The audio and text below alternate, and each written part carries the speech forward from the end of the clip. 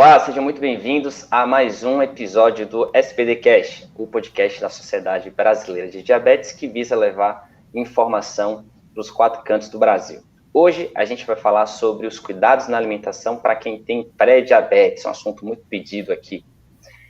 Bom, eu sou Fred Prado, tenho diabetes tipo 1 há mais de 10 anos, conduzo as redes sociais Vida de Diabético e estou com 2 convidados super especiais aqui. Dr. Fernando Valente, médico endocrinologista e professor universitário, e a doutora Silvia Ramos, que é nutricionista e coordenadora do Departamento de Nutrição da SBD. Doutor Fernando, o que é pré-diabetes? A gente já fez um episódio só sobre pré-diabetes, mas como é um tema, um assunto muito importante, a gente vai aqui dar uma pincelada, relembrar alguns conceitos importantes e como que a gente pode aí, observar esses hábitos saudáveis, que são tão importantes para que a pessoa não evolua para ter diabetes.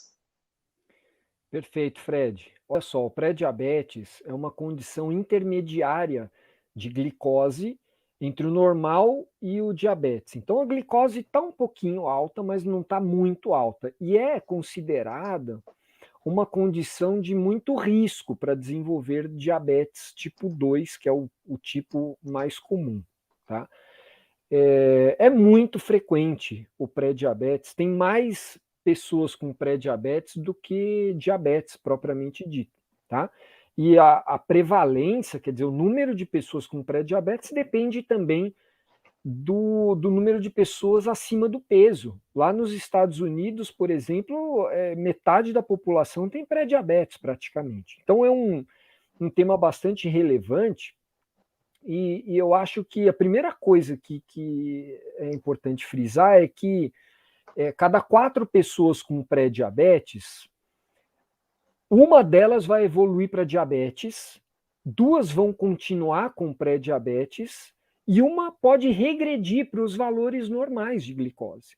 Então, o objetivo até da gente fazer essa discussão hoje, bater esse papo, é tentar aumentar esse número das pessoas que vão para o valor normal de glicose, do pré-diabetes para o valor normal de glicose, ou pelo menos fiquem ali no pré-diabetes e não evoluem, não evoluam para o diabetes.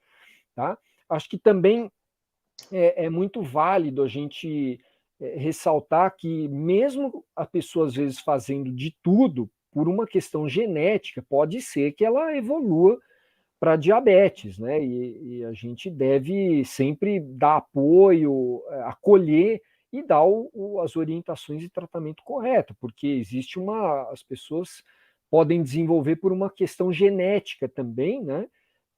Não é tão simples assim. Outro ponto que eu queria destacar, hoje nós vamos abordar mais a alimentação, mas a alimentação ela está inserida dentro de um contexto muito maior. É muito importante para evitar que o pré-diabetes progrida para diabetes, também focar em atividade física, exercício físico, na saúde mental, cessar tabagismo, moderar o consumo de álcool, fundamentalmente controlar o peso corporal e, logicamente, ajustar a alimentação, seja para melhorar o peso, seja para trazer uma condição de saúde, mesmo que isso não impacte no peso. E aí é que a gente vai explorar bastante aqui a Silvia, né, Fred, para ela contar para a gente quais são os principais pontos aí para a gente conseguir esse objetivo no pré-diabetes. Acho que bastante coisa para falar, hein, Fernando? Vamos lá, Silvia. Vamos explorar bastante aí os seus conhecimentos. Bom, acho que você falou muito disso. A gente tem que... Qual é o nosso objetivo? Evitar a progressão para o diabetes tipo 2 e sim buscar essa regressão, né, para voltar para os níveis normais. Então, se a gente conseguir emplacar o que a gente chama de mudanças do estilo de vida, que é isso que você falou, alimentação, somada à atividade física, cessação do tabagismo, redução do álcool, né? Isso tudo pode trazer um benefício, mas como fazer isso na prática? O que você tem que pensar? Não pensa logo em grandes perdas de peso, né? Perdas moderadas ou até pequenas de peso, que a gente pode falar de 5%, iniciando com 5% até 7% do seu peso corporal. Então, se a pessoa tem 100 quilos, se ela perder 5 quilos, ela já vai ter um efeito benéfico na glicose, no colesterol, pode ter efeito na pressão arterial. Isso já é um bom começo. Então, eu falo que são mini metas que a gente vai fazendo para perder peso. Porque se eu falo assim, você tem que perder 30 quilos, né? Fica muito difícil. A pessoa desanima ao longo do caminho. E é um caminho, né? Ninguém chega, né? Não aumenta de peso tão rápido e também não vai reduzir o peso. O que eu percebi é que depois desse período de isolamento, que as pessoas ganharam um pouco mais de peso, uma média de mais ou menos 5 quilos, eu tenho recebido mais casos de pessoas com pré-diabetes. Então, eu tenho feito essa orientação e a gente, com essa perda de peso de 5 a 7%, já consegue ver uma melhora nos parâmetros da glicose. Isso é muito bacana, né? Puxa, um pouquinho que eu emagreci já deu, fora o bem-estar, né? Porque eu, como nutricionista, eu não olho só, né, para o diabetes, eu olho para a pessoa, para o ser humano, né? E eu quero trazer bem-estar e tudo mais. E, claro, vai incentivando a atividade física dentro da possibilidade que ela conseguir fazer, Fred. Eu acho que isso que é muito importante. O que você consegue hoje? E partilhar essa decisão com a pessoa. O que hoje a gente consegue mudar na alimentação? Eu acho que é muito gostoso. A gente acha que esse é um primeiro ponto, né? Metas iniciais pequenas para a gente já conseguir um resultado. Acho que esse é o ponto número 1 desse nosso debate. Legal, tem um livro chamado A Marca da Vitória, do fundador da Nike, em que ele diz: comemore as micro-vitórias, porque são elas que te levam à macro-vitória, né? Então, por mais que você coloque uma meta lá na frente, por exemplo, tem uma glicada, próxima 7, perder tantos quilos de peso. Beleza, para que você chegue lá, você precisa avançar em micro-vitórias, e quando você vai comemorando e percebendo que você vai tendo resultado, você está mais próximo daquilo, aquilo vai te motivando mais, em detrimento de você colocar uma super meta, que muitas vezes vai te frustrar, porque é difícil, velho.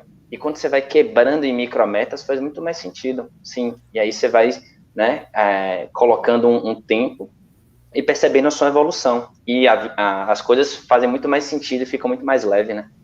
O Fred, eu acho que é importante até falar que essas micrometas, elas são micrometas com macro efeitos, tem assim, efeitos extraordinários.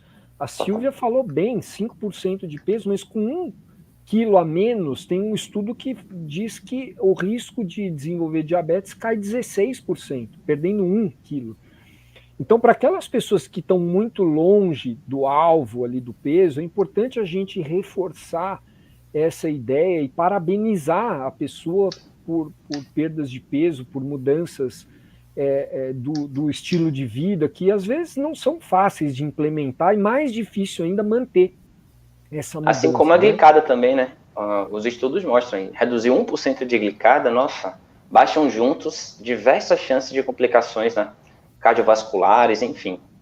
Então, tá com a glicada muito alta, cara, cada 1% que você baixa é muito importante, você deve comemorar. E até chegar lá ao seu objetivo, né? Sem dúvida. Olha, a perda de peso, ela vai prevenir o aparecimento de pré-diabetes, ela vai prevenir a evolução do pré-diabetes para o diabetes, e ela vai tratar a pessoa que tem diabetes por resistência à insulina. Então serve para todo mundo, né? E eu não comentei, mas o sono também entra dentro desse contexto de prevenção da evolução, da progressão do pré-diabetes para diabetes, e eventualmente também até cabe dizer aqui que para algumas pessoas tem indicação de muitas vezes dar remédio, principalmente se a pessoa estiver evoluindo e com valores de glicose, de hemoglobina glicada mais próximos ali da faixa de diabetes. A gente também faz tratamento com medicamentos, principalmente para alguns grupos especiais. A pessoa, por exemplo, que teve diabetes na gestação, é uma pessoa de maior risco para desenvolver, para progredir para diabetes tipo 2, né? Ou então para a pessoa com índice de massa corporal já de obesidade moderada a grave, que seria acima de 35 do índice de massa corporal, né, que é aquela continha dividindo o peso pelo quadrado da altura, tá? ou para pessoas mais jovens, inclusive, né, abaixo de 60 anos, quer dizer, elas vão viver provavelmente o suficiente para desenvolver e ter algum problema. Então, se não tiver melhorando essa condição com as mudanças implementadas, pode ser importante a gente colocar o remédio para essas pessoas, sempre, logicamente, né, com o acompanhamento médico indicado por um médico, né? Doutor Fernando, é importante aí, já que a gente está falando sobre pré-diabetes, relembrar esse conceito importante, né? O que é o pré-diabetes aí? Os exames, né, pessoal que está ouvindo a gente aqui. Ótimo, ótimo. Existe muita gente que não sabe se tem diabetes, né? Os dados são alarmantes em relação a isso. Cerca de 50% das pessoas que têm diabetes, algum tipo de diabetes, não sabem que tem a doença e, portanto, não começam um tratamento. E aí, quando vão descobrir lá na frente, muitas vezes já tem alguma complicação no exame de rotina que pega. Mas em relação ao pré-diabetes, né? Como que sei que eu tenho pré-diabetes? Ótimo, Fred. Olha, a glicemia de jejum, de pelo menos 8 horas de jejum, habitualmente é o teste que as pessoas acabam fazendo nesses exames de rotina, cujo valor normal é até 2 dígitos, é até 99. Entre 100 e 125 é a faixa que a pessoa tem pré-diabetes. E 126 ou mais seria diabetes, certo? Se esse valor principalmente for confirmado, né? A pessoa que tem diabetes e traz a glicose para esses níveis normais ou na faixa de pré-diabetes, ela não deixa de ter diabetes. É importante reforçar isso, tá? Porque o pâncreas está ali com um problema e a gente só tirou o peso dele e deixou ele trabalhar um pouquinho melhor. Mas se a pessoa volta a ganhar peso, provavelmente os níveis sobem de novo para diabetes. Então, a pessoa que fica nessa faixa entre 100 e 125 de glicose de jejum, né, que nunca desenvolveu aí 126 ou mais, também tem um outro teste que a gente usa para monitorizar o diabetes, que é a hemoglobina glicada. A hemoglobina glicada normal é até 5,6%, de 5,7% a 6,4% está naquela categoria do pré-diabetes também, e 6,5% ou mais seria diabetes. E ainda algumas pessoas fazem aquele teste de tolerância à glicose, também conhecido como curva glicêmica, em que 2 horas depois dessa sobrecarga de açúcar, que são exatamente 75 gramas de açúcar que a pessoa toma ali, 2 horas depois de tomar esse açúcarzinho, se subir para 140 a 199, a pessoa tem intolerância à glicose, que é uma forma de pré-diabetes, né? O 200 ou mais seria diabetes e até 139 a faixa considerada normal. Preciso também dizer que esse teste feito durante a gravidez, ele tem valores de normalidade que são diferentes. Então aí cabe a gente em outro episódio reforçar isso, né? Maravilha. Doutora Silva, vamos falar mais sobre cuidados na alimentação? Porque o diabetes é muito relacionado à alimentação mesmo, né? E pensando em mudança de estilo de vida, mudar o seu comportamento alimentar faz muito sentido para você alcançar esses objetivos e fazer a regressão, né? Acho que é isso que a gente pensa aqui em manter. E uma das coisas que acho que mais chama atenção hoje, o Brasil em geral, né, já que a gente está falando aqui para todo o Brasil, é um dos países que mais consome bebidas adoçadas com açúcar. Então, refrigerante, sucos adoçados com açúcar. E essa quantidade de açúcar, a gente chama de açúcar líquido. Então, ele eleva rapidamente a nossa glicose. Então, acho que a segunda dica, então, é a gente retirar esses alimentos. E aí eu estou falando, não é nem restringir, a gente deveria substituir mesmo, consumir esporadicamente, então, em algum evento social, uma festinha que a gente consegue ali flexibilizar. Por quê? A gente percebe isso, né? Claramente, essas pessoas que estão no pré-diabetes, elas fazem esse consumo, e aí isso aumenta o peso, né? Além de aumentar o peso, aumenta essa sobrecarga de açúcar rápido, que está muito parecido com isso que o Fernando falou, do teste de tolerância à glicose, né? Que tem uns 75 gramas, mas uma latinha de refrigerante tem 30 gramas de carboidrato, de açúcar. E não é só açúcar sacarose, o que a gente tem hoje nos produtos nas bebidas e nos industrializados é o xarope de milho rico em frutose. Não aparece no rótulo, tá? Isso é uma das coisas que a gente vê. Mas ele faz lá na nossa glicose. Então, a gente tem que tomar cuidado. Então, uma dica importante, evite ao máximo esse tipo de bebidas, porque ela está muito relacionada à subida rápida e esse desbalanço aí para quem tem pré-diabetes, então, e para o diabetes tipo 2. Acho que essa é a segunda dica. Uma terceira dica, a gente vê aí que no nosso país é muito difícil de a gente alcançar, mas eu acho que vale a pena reforçar. Todo mundo sabe, mas nem todo mundo consegue fazer, né? Pensando aí nas micrometas que a gente falou, é justamente o consumo de vegetais, frutas, legumes e verduras numa quantidade adequada, porque a gente vai ter um maior aporte de fibras. E as fibras alimentares presentes nesses alimentos, elas estão muito relacionadas à prevenção do diabetes tipo 2. A gente tem alguns estudos que falam que a gente deve consumir mais de 29 gramas de fibras por dia, tá?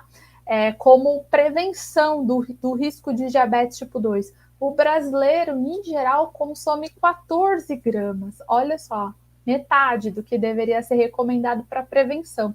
Então, quem tem pré-diabetes tem que dar uma caprichada, né? E aí a gente entra, mas eu não gosto disso, mas eu não gosto daquilo. Então, caprichar na forma de preparo, buscar novos alimentos, ver o que está na safra, que é mais barato, mais gostoso, né? E caprichar. O ideal, né? O mundo ideal é a gente chegar em 400 gramas de frutas, legumes e verduras por dia, tá? Se eu como pouco, se eu como uma fruta e amanhã eu comer duas, eu já estou conseguindo alguma evolução, né? E aí eu como salada só no almoço, e aí eu vou passar a comer no jantar legumes, porque eu não gosto tanto de folha. Já é uma outra evolução.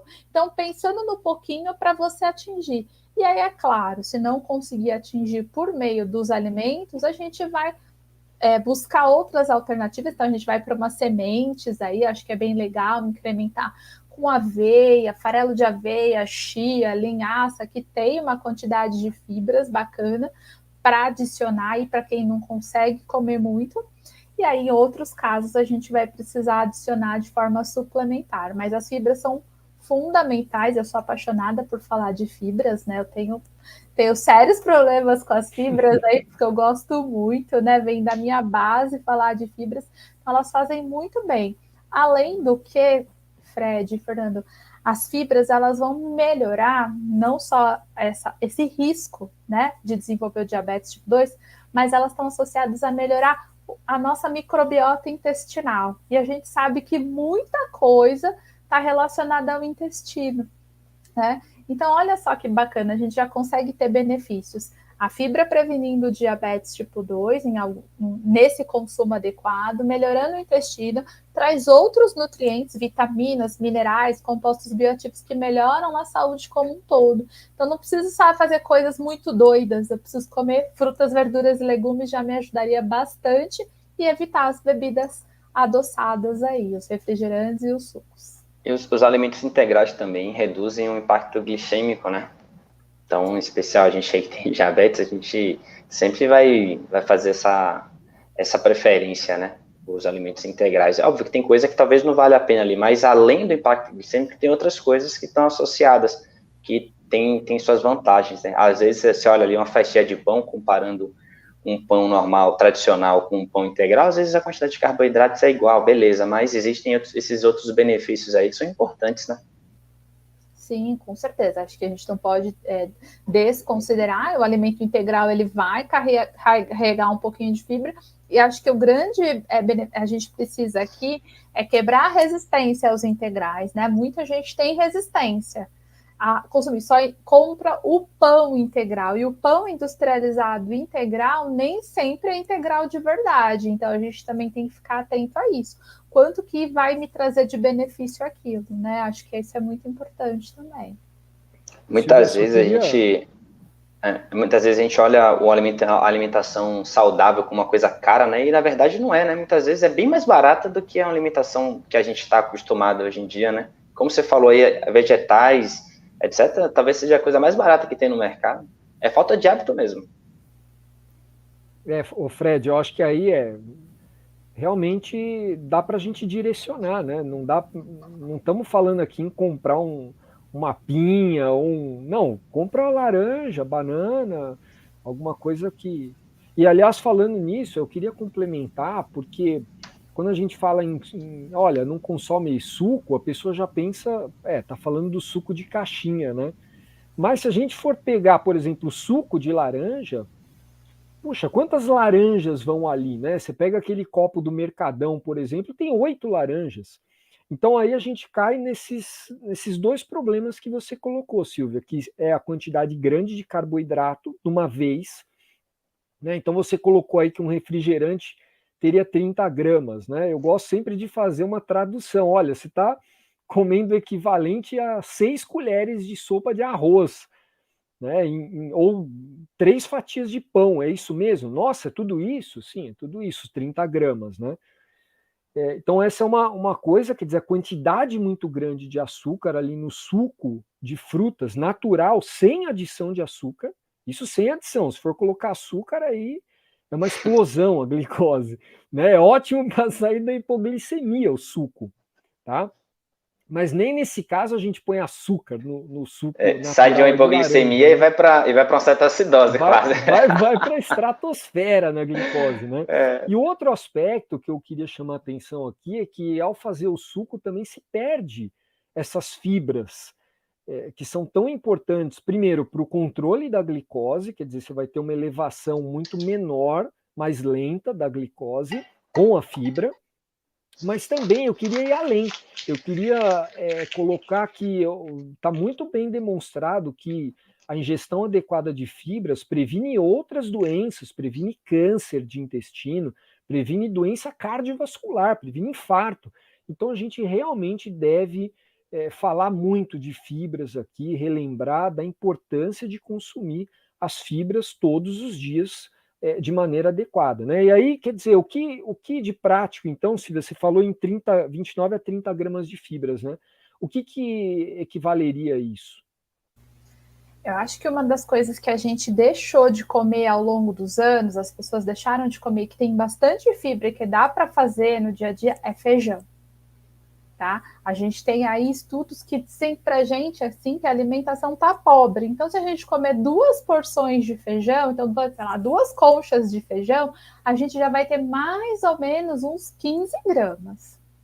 Então, olha só que bacana. Que né? bom. Aí a gente vai para uma fruta, uma laranja, por exemplo, uma banana não tem tantas fibras, mas tem um pouquinho. Mas a gente comer uma laranja por dia, mas pelo menos uns 6 gramas de fibra, a gente consegue. Se for para um arroz integral, a gente vai comer. Se come no almoço e no jantar. Pão, se for pão integral, mais ou menos 2 fatias vai ter 3 gramas de fibra. Aos pouquinhos, a gente vai conseguindo. E os vegetais, né? Acho que se a gente pensar em folhas, a gente tem que comer um volume muito grande para conseguir tudo isso de fibra. Por isso que eu forço bastante essa questão do feijão, que é uma tradição nos 4 cantos do país, independente do tipo de feijão, e que tem bastante fibra, né? Tem proteínas também que vão ajudar aí no controle dessa glicose, e é um alimento que não é tão fora do nosso dia a dia, né? Então a gente consegue ir colocando. O que não é legal, né? Às vezes, assim, uma barrinha de cereal, a gente às vezes se engana com a quantidade de fibras que tem ali, mas às vezes elas são adoçadas com esse xarope de milho, ou tem muito açúcar. Então, cuidado, o crime não compensa, tá? Vamos para uma comida de verdade. Eu acho que o nosso objetivo hoje, pautado aí no guia alimentar da população brasileira, é falar de comida de verdade. Então, arroz, feijão, legumes, né? Acho que legumes, assim, berinjela tem bastante fibra, tá? Não precisa tomar água da berinjela, né? Ou a água do quiabo tem fibra. Pode comer o quiabo ali refogadinho, né? Ele vai ter fibra. Então, tudo que você comer com a casca, você vai ter mais fibras. Então, maçã tem fibras dentro e da casca. Então, é legal você comer as duas. Você vai ter 2 tipos de fibras ali diferentes, né? E aí, acho que isso já vai compor e a gente vai estar mais próximo dos 29 e 30 gramas. A recomendação para quem já tem diabetes é em torno de 28 gramas, então já está bem perto. E para a gente prevenir, a gente teria que consumir em torno de 30 gramas por dia, tá? Então, só acho que a gente vai ajustando aos poucos, então pensa nisso. Hoje eu não como nada e aí eu vou adicionando cada dia um alimento, um ingrediente diferente. Tá? Maravilha, obrigado pelas dicas aí. E são as micro vitórias, né? Colocando uma coisinha a mais ali, né, Fred? Total. E é colocar em prática, né? Não adianta só a galera ouvir isso aqui, ou assistir as lives, que são super importantes, né, com bons profissionais, e não colocar em prática.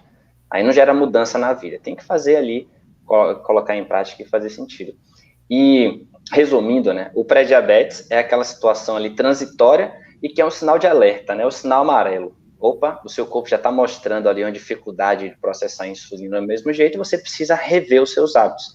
Em especial, os que a gente comentou aqui, né, que são implementar exercício físico, ou seja, deixar o seu corpo ativo, melhorar a sua alimentação, que é comida de verdade, comida saudável, e cuidar da sua saúde mental e da qualidade do seu sono, que todo mundo deve fazer isso, né? Então, fica aí o nosso alerta, as nossas dicas para que você possa não evoluir para ter o diabetes, né? Cada vez menos pessoas evoluindo para ter diabetes. E é isso. Mais algum recado final? Acho que cumprimos a nossa missão aqui com o nosso tema. Maravilha, Fred. Eu acho que passamos o recado principal aí, né? De cuidar do peso, da alimentação, de todas essas outras, esses aspectos do estilo de vida, né? Agradecer a Silvia aí pelas dicas preciosas e a você por nos trazer aí sempre a sua vivência e as dificuldades até para a gente poder direcionar também o que falar, né? Obrigado aí pela coordenação. Obrigada. Valeu.